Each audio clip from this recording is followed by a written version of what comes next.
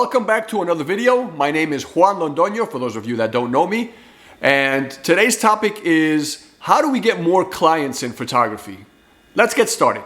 This video is going to be dedicated to both newbies, right? People starting out, and to people that already have experience, that have been shooting for a while and kind of are dry of ideas. They don't really know how to grow their channel. So stick around and let's see if there's something that can help you as well. So if you are in fact starting out, there are a couple of things that will stand out that maybe, even when I was starting out, that I didn't have. One of them is the money issue, right? And that can and maybe, doesn't have to be an issue for everybody. The other one is a little more obvious. It's the brick and mortar, that you don't have a store, right? That you can open the door and clients come in and check out your stuff and, like a regular store, right? So no brick and mortar. So let's address that first. The brick and mortar, so you don't have a store, big deal, right? You don't have to start out by paying rent somewhere and opening a business. Obviously you're not even getting customers yet and you don't have that steady income. So, and I shouldn't say no customers yet, but just not enough customers, right? To justify that. So one of the things that I've seen people do and that I've done in the past is the garage. If you own a home, a townhome, something like that, you can convert your garage.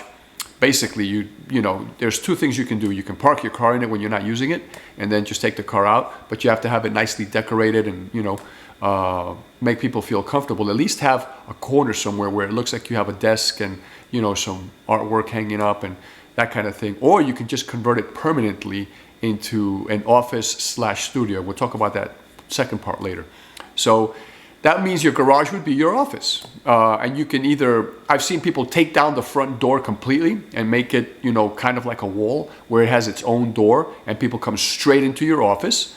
It depends on the house you have. If you live in a HOA community where you have, rules and regulations, you may not be able to do that. So you'll have to let people in through your front door, in through your house, and then into the garage. And some people don't like that. They don't like strangers walking around their home.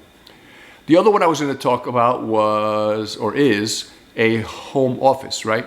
I used to, in my home office was kind of in the back of the house.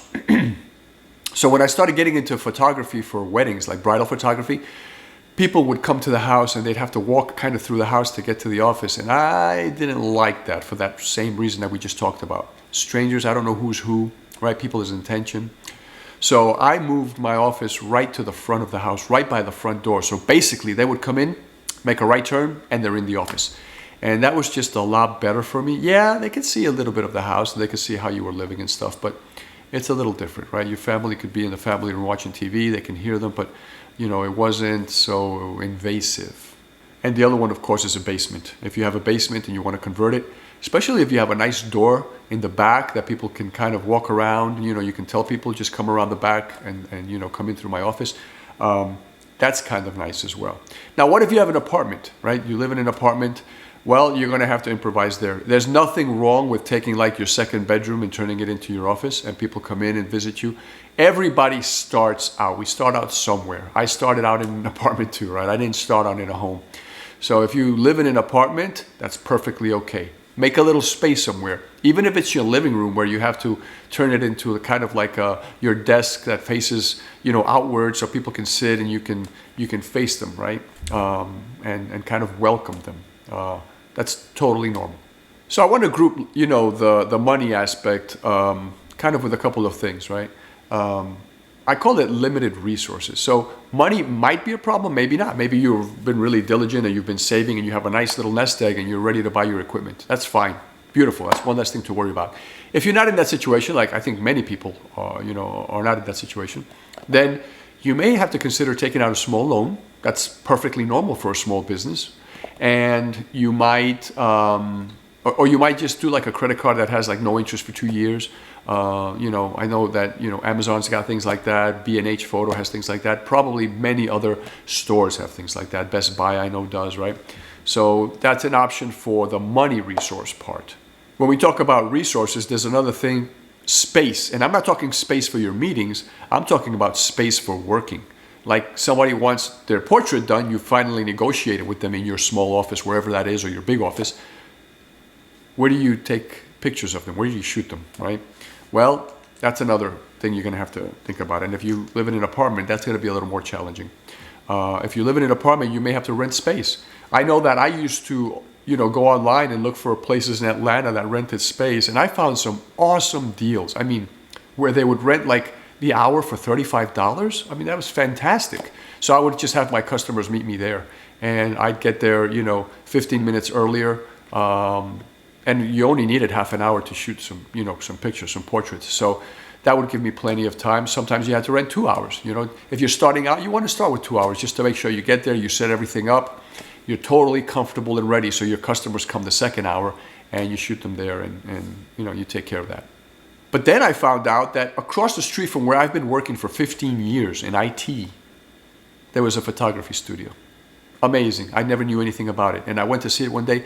They have a space so big in the back, you can drive cars and motorcycles in through there. A huge garage door.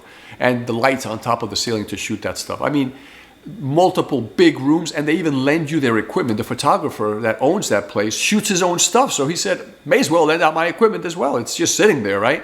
Nicest guy in the world. His name is Mike. And that's in Alpharetta, Georgia. If you ever, if you're in this area, and that's my bird. He had something to say there. If you're in Alpharetta, Georgia, or anywhere near there and you want to rent that studio, that's a great place to shoot. I'll try to find it and leave the link in the description. In case you are, you can go look for it. But if you're not in an apartment and you have your own home, then again, you're back to, you can use the garage for both office and studio, or use a little, side room for your office and the garage for a studio, or a basement for studio, or you can do whatever you want. I used to use even my living room, right? I would have everything set up. People would come, I'd shoot them in the living room, and then they would leave 20, 30 minutes later, and then I just take everything back down again, because the living room was a big room that I could set up backdrops and lights and all kinds of things. So whatever works for you, don't limit yourself. And the other resource I want to mention quickly is knowledge. If you're just starting out, knowledge is limited, right? I mean, let's face it. And we have to start somewhere. Luckily for me, I think that's one of the easiest to overcome. With, between information online and YouTube, YouTube videos, the YouTube channels, affordable courses like from Udemy, however you say that, Skillsoft. There's all kinds of things that you can buy affordably. There's a company called theteachingcompany.com. I'll also place their link down below. Wonderful resource. I have a bunch of courses that anything you want to learn, from history to math to how to play the guitar. So you find a deal from them on sale, and then you just go ahead and buy the course. You can buy it online, or you can buy DVDs, whatever's easier for you. So now that we got those things out of the way for kind of like a novice or a beginner, how do we compete with everybody else? Let's get started. Grab yourself one of these and one of these, and get ready to take some notes, because we have some good information here. And before we continue, grab yourself one of these. You know that I always, harp on people because of water. Let me see, bird likes water too. I get excited around water. So go get your water, pause the video for a second, and that way you nourish your body while you're listening. Okay, we're back. Number one, how do we compete? How do we get clients? The first easy way to do it, the post office. Take a trip to the post office, ask them how you can send out bulk mail affordably. Now you say, Juan, but nobody's using bulk mail anymore. Everybody uses the internet. Yeah, and you want to stand out, right? Back in the day when everybody used bulk mail, then you weren't standing out. Right now, if you send beautiful flyers out for an exhibit you're going to do, or for some sale that you want to, present in portrait photography, then you want to buy 1,000, 2,000 flyers, go to the post office and say, how do I get these to different neighborhoods? They have a plan where you kind of tell them, the area, and they distribute to the neighborhood. And because the mailman's got a stack of these in his car, he just puts one in every mailbox, it's like half the price of regular postage. So definitely talk to your post office about that. They have wonderful ideas. And of course, you're going to need a flyer. You're going to need some nice pictures. You're going to need to have a flyer made. But that, that's a side point here. The real point is the post office has tons of answers for you, and they'll help you get your flyer out affordably and in bulk. So you can even do 2,000, 3,000 and spend a fraction of what you would do in postage. Number two, become a salesman. Everybody says, oh gosh, I don't like sales. Yeah, I would never take a sales job. I could never be a salesman. Well, guess what? Not only are you a salesman already, you have to be. If you have ever gone for an interview, you're a salesman. I hate to say it. If you have ever convinced anybody of anything, anything, then you're a salesman, okay? So think about that for a second, right? We're all salesmen, and the better salesman you are, the more success you have in life, just for anything. If you're at your company, you work at a company, and you work in IT like I do, and you have to throw a pitch because you want your division to use a particular tool, you're going to have to set up a meeting, prepare a PowerPoint presentation, for example, and sell your superiors, your management, and your team on how awesome this tool is. That's sales. That's, believe it or not, that's sales. Besides being technology, because you're a technologist and you understand all this, it's sales. So get with the program, become a salesman. Learn how to sell yourself. Number 3, how do you get clients? Well, another easy way is go to the source. For example, schools are a wonderful source. If you just contact the school, better in person, because then they see how presentable you are. You want to be presentable when you get there. You meet them, you talk to either the principal or somebody, one of the supervisors for a particular grade, and you say, I'm a photographer, I'm interested in working at the school, whether it be the school portraits or sports photography or anything you can think of, right? Even the staff pictures, you can start with that. And you know what? There's nothing wrong with starting doing a free job just to get noticed, right? You say, I'm willing to give the school pictures of the staff for this year's yearbook, right? And I'll come on a particular day, and whoever's available can get their picture taken, and we'll even do 2 days. That way, whoever missed that day can show up. And I'm willing to give you guys that on a disc for free, and you guys can use those pictures for the yearbook. And if you like my work, you like my personality, maybe we can work together. That's how you get your foot in the door. People say, oh, I don't want to give my work away for free. You never give anything away for free. Guess what? At the beginning, you might have to, and it's okay. What's not okay is that 5 years later, you're still giving stuff away for free, because then you're not valuing yourself and you're not valuing your work. Another one is coaches. Approach the coaches.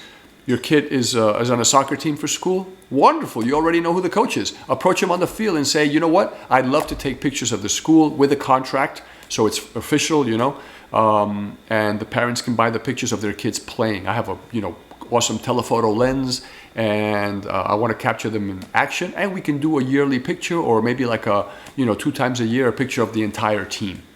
We can sell that to the parents. That's how you get your foot in the door. And I want to break these up, even though, the other one is an example again of knocking on a door, but it's a different type of door. If you're interested in fashion, for example, Runway, specifically Runway, I was for a while here in Atlanta.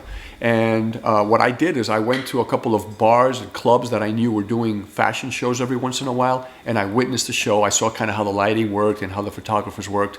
I went up to the manager and I said, I'm interested in, in doing photography for runways. And basically he said, we have a bunch of people already, but you're welcome to come with your camera one day. You're not going to have one of the main positions, because that's reserved for the photographers that work here. But you can take one of the side positions where you're not in anybody's way and shoot a few pictures, and absolutely, you're welcome to do that. And I did that for a couple of times. I developed enough pictures that I could start showing the girls, because I made some friends with the girls that were walking around afterwards. I showed them the work, was able to sell a few that way. But more importantly, I developed a portfolio that I could show to my next customer. I went to one of the hotels in Atlanta that was doing runway shows, and I presented my portfolio. They liked it, and I ended up doing a job there. And then word of mouth, after a couple of years of doing this, I was just getting calls from, hey, I heard you did a really nice job for such and such. We'd be interested in you shooting we're going to do a big runway show at the whatever hotel in downtown Atlanta.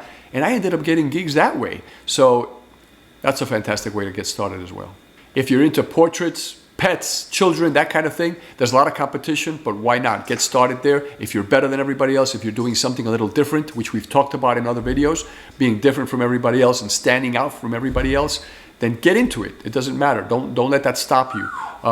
The best way to do it there is, again, the post office method, right? Put together a nice flyer and send it out to the communities around you.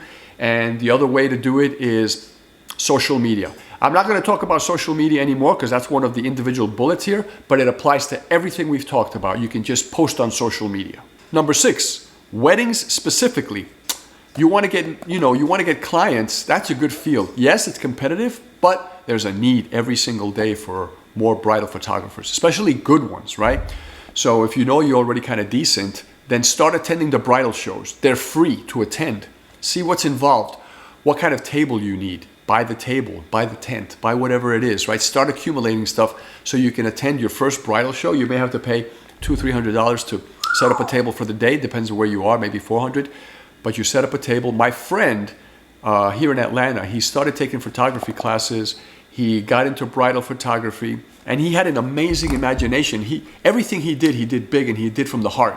So he took some beautiful pictures, you know, paid a model and rented some gowns, and did some bridal photography, the makeup artist, the hairdresser, right? Got all that work done, did some amazingly beautiful pictures, had them blown up. And at the bridal show, he put up this backdrop and he put up these frames, like these old-fashioned frames with these photographs. And everybody was like, the wow factor was amazing. It was just total awe. Nobody else had done that to that level, right? That size. And everybody was like, oh my God, I want him to be my photographer. Of course they do. And then of course he went and got some Italian, at the time, the Italian photo albums were like the big thing. He had to spend money for them. He's like, each one was like $300. And he bought 2 or 3 and he laid them out with these pictures, and everybody was just signing up, you know, for appointments with him because they wanted him to do the wedding. And he became Atlanta's #1 wedding photographer for 5 years in a row. And if he's watching this, Quique Morales, you deserve a big hug, dude, because you're an amazing guy. And that's how you do it. You do it from the heart, and you do it with gusto. You jump all the way in. Not 1 foot in and 1 foot out. If you're going to do it big, right? The other one for bridal photography is magazine ads. Find out what magazine ads are in your city, in your town, and start posting your little ad. Come up with a nice ad. Get help from a graphic designer if you're not good at this, right? Like I'm great with Photoshop and pictures, but I'm not great at designing flyers. That's not what I do. And you know, yeah, I can start taking classes on it and YouTube videos. We can do all that stuff. But at one point you have to ask yourself, what do I farm out and what do I do? If you're only going to do 1 flyer twice a year, then spending 30 hours learning how to do it right, that's up to you. I don't bother with that stuff. I just rather pay somebody else to do that for me and not worry about that. I can focus on my photography, on my people skills, and getting my stuff sold. And of course, without, you know, I don't even have to mention this one, word of mouth. If you treat people right, we talked about that. You want to be good at anything, be a good person first, and everything else will happen around you. You want to be a good photographer, be a good person first. When you start treating people right with respect and dignity, as we've talked about many times, people are just going to recommend you. Oh my God, I know the most awesome photographer. You've got to give this guy or this gal a call because you're going to love them. That's how they're going to think of you, and that's how they're going to treat you. And when the new person meets you, they're going to say, you know what? My friend was right. You are totally awesome, because that's what happens when you treat people nicely. So number 7, another idea for getting clients. You're into cars, you're into motorcycles, you like races. Find a racetrack within your city or town or something outside of your city or town and go see them and say, I want to photograph your events. Or go to the races, get yourself a pass to talk to the, you know, sometimes you pay a little more and you get the, the pit pass, and you can go talk to the drivers and say, I'm interested in, in taking pictures here of cars and, race drivers. And are you interested in posing with your car? I'd like to become known in this field. You know, it's amazing when you treat people right and you speak from the heart. How many people will say, you know what? They want to give you an opportunity. Even if they don't exactly need what you're selling, they'll say, you know what? I'll let you take the pictures. I don't really need them, but you can take pictures of me and you can post them on your site, with my car, maybe a few, me doing laps. When you start speaking to people, they want to help. Also, auto repair shops, the ones that do like a higher end, talk to them, go see them and say, hey, do you know of any car shows in the area? Especially if you're new to that area, you might not know. Are there any car shows? Are there any, events that I should know of where I can talk to somebody? I'm a photographer. I'm interested in doing this kind of thing. Same for bike shops. Bike shops usually just, are kind of exclusive because there aren't that many around. So they'll know when the bike shows are, like the Daytona Bike Week. There's Sturgis, right? There's a bunch of them in the country. Maybe you want to do that. I went to a Daytona bike show once. I was riding with my friend. We were doing A1A into Daytona, heading south on A1A from St. Augustine. We were staying in St. Augustine because we couldn't get anything closer. We waited till last minute. And we're riding in, and there's a big ad, and there's a photographer laying up there with his camera, and you can see him, right? It's only like a 40-mile-an-hour zone, so we're cruising. It's the morning, right? We're hungover, and we're riding in, and we see this ad, and it was a really simple website to memorize. And can you believe it? I couldn't even memorize it. But I saw the photographer, and I saw the big freaking, ad. So I get into Daytona, and I'm like, man, what was the name of that? Did you see the name of the? And he's like, nah, I didn't see it. I'm like, you missed it? Oh my God, it was huge. So somebody heard us and said the name of the website is blah, blah, blah. And, somebody's bound to remember, right? Everybody was heading in the same direction, heading south on A1A. So something like that is brilliant, right? You find yourself, like a van, rent a van, get on the top of the van right by the road where, all the bikers are coming into town, set up a huge ad with either your phone number or your simple website, a couple of things, right? Because somebody with more time can write the phone number down, and then you post them. They were posting them on this website like hours. He would probably take out a card, give it to his assistant would get on the computer and just download all the pictures. And you were able to buy your picture cruising down A1A on your motorcycle, right? And they do this on the tail of the dragon. They do it in all types of places. How about getting more clients specifically? Like you want to deal with a specific market or specific people. For example, you've taken a couple of pictures of jewelry and you kind of have a knack for it. You bought one of those little, tents, jewelry, photography tents they're called. If you don't know what they are, it's just a cloth, whatever material that is. It's kind of like, I don't know, nylon or something, but it's kind of an opaque white material. You light it from the outside and you put stuff in it, and you can shoot products, any kind of product. So if you've tried it with jewelry and you're kind of decent, or you want to try it and you see that you have a little knack, then you start going to jewelry stores and saying, look, I'm a photographer. I do photography of jewelry, one of the things I do, right? Many things I do, and here are some samples. Either have your tablet with you that you can go to your website, or just have the pictures on your tablet, or worst case, just have an album, something you can show them and say, these are my pictures. If you'd like to work with me, the next thing we're going to talk about, here's my card. Yes, you can do it, obviously tell them, I'll email you my link, or I'll email you. That's the way everybody's doing it, right? Give me your email address, or give me your store's website, and I'll post my information there for you. But have a card. So number 9 is business cards. Here we're back on selling yourself.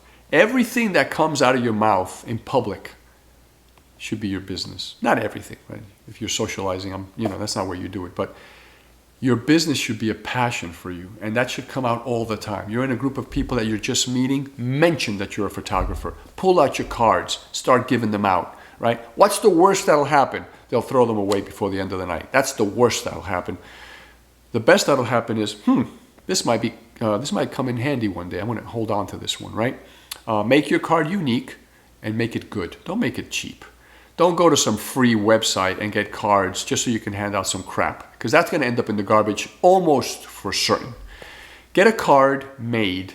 If you if you need to pay a graphic designer, get a really nice design, something that stands out, and get good material. Getting 1,000 cards and paying $20, $30, even $50 is nothing. It's going to take a while to hand out 1,000 cards. So do it, and do it right. Another thing you might want to think about doing is every time you sell a product, make sure you include your business card, always. If you sell a frame, if you sell a photograph, if you sell it in a tube, whatever it is, make sure your business card is in there. It doesn't hurt for people to have an extra card if they already have one. And, maybe a little note in the back that says, thank you for your business. Please, spread my, my name around, whatever you want to write. A little personal note doesn't hurt. So number 10 might be a little more expensive, especially if you don't know how to do it yourself or don't want to. This is the website. Now there are many things like Wix.com and Squarespace, and that you can basically pay a small fee and then you can use it for a year and develop your own website. If you're going to have a shopping cart that's linked to a bank account, it gets a little more complicated, not impossible. They help you with all that stuff as well. They have tons of videos. Plus there's always YouTube that you can go on and check out videos. But When you're ready to go to the next level, then you may consider paying somebody. Now, here's the good news. If you're from another country, you may consider contacting somebody from your country because you may get it done cheaper. Like, for example, I was born in South America, in Colombia. And just because I hang around with, many people of all different races, I also have Colombian friends. They told me, oh, when I go to Colombia, there's a wonderful guy there and he does websites and he's so affordable. He's got a small company that does this for a living. And I reached out to him, nicest guy in the world, and he's developing my website. Now, if you have a few more bucks to spare or you want just the ease of contacting somebody locally, there's nothing wrong with that. Giving your business to local, giving your money to local business is good. I always try to support that as well. So if that's not an option because you don't come from another country or you don't speak another language, then just find somebody locally that you like, that's, has a good reputation and is not ridiculously expensive, and get your first web page done. That is the best feeling in the world. Everybody that I know that's had one, it's worth celebrating, right? And they typically do. That's worth celebrating. You kind of have like a party just to celebrate your website. Number 11 is you want to compete and you want to, again, stand out and you want more customers. Giveaways is always good, right? If you already have a customer that bought something relatively expensive, throwing a little, goodie in his bag is not a bad idea. If you try to lure people in, for example, at the bridal show, and you have little bags of, pens with your name or erasers. So here's some ideas: pens, caps, posters, notepads, keychains, magnets, mugs, mouse pads, and the list goes on, right? There are websites that just that focus on getting stuff like this out in bulk and affordably. Get your name put on stuff and give it out at the bridal show. It could be pens. It could be something that people can remember you by, right? And that starts up a conversation. Hey, this is a really nice pen. And you start up a conversation. It's one more thing that can open a door for you for a relationship with a customer. That's it. That's basically what it is. Number 12 is using your home or your automobile for advertising. You've seen cars with the wraps, right? The plastic wraps and you don't have to wrap your whole car. You can get a magnet done that you put on your doors or on the back, right? And I'm wondering, yeah, you don't need it on the top. Never mind. So that's a cool way, that's something that you can take off if you're going to like a formal dinner. You don't want to show up with your car, completely labeled. But if you're just running errands around town on a Saturday and Sunday, put that stuff on. Get your website, get your company's name, get your telephone number. You know what you can do now? I thought about this. On Instagram, when you want to share your page, it'll develop a QR code. There are sites out there and apps out there that will develop a QR code for you. So my web developer, the guy that's developing my website, already sent me my QR code. So I can have this thing printed on a big magnet, put it on the back of my car. Somebody just has to raise the phone from the car behind, just if they get curious, and scan it, and it's going to take them directly to my website. Isn't that cool? So have a QR code made, put it on your car next to your website, and people can just scan that, walking in the parking lot, driving by behind you, and then automatically it takes them to your website. Cool concept, right? We have to take advantage of all the technology that's available to us. So keep that in mind. Anything that comes up, try to use it to your advantage. That should have been another category on here. It's not. Maybe I should make it a category, because right now we have 13, and that's supposed to be like the unlucky number, the voodoo number. So maybe number 14 was ahead of time, and it was use technology to your advantage. Anything you can think of, use it to promote your business. There you go. That's number 14.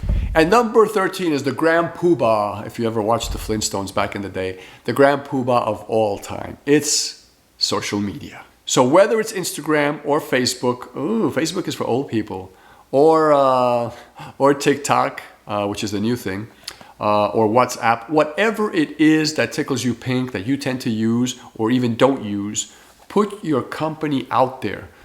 Put stuff out there on a regular basis. Watch videos. People say that for Instagram you should be putting stuff out there daily. If it's a YouTube video, you should be putting stuff out there at least weekly. Each one has its own kind of rules, right? If it's TikTok, probably daily as well, maybe twice a day. And you know what? If you're watching this 5 years from now, one of these or a couple of these might not be around. There'll be new names out there for social media. So the point here is, whatever is out there, get a business account on it and start pushing your stuff. And if there isn't such a thing as a business account, just open an account and get your stuff out there.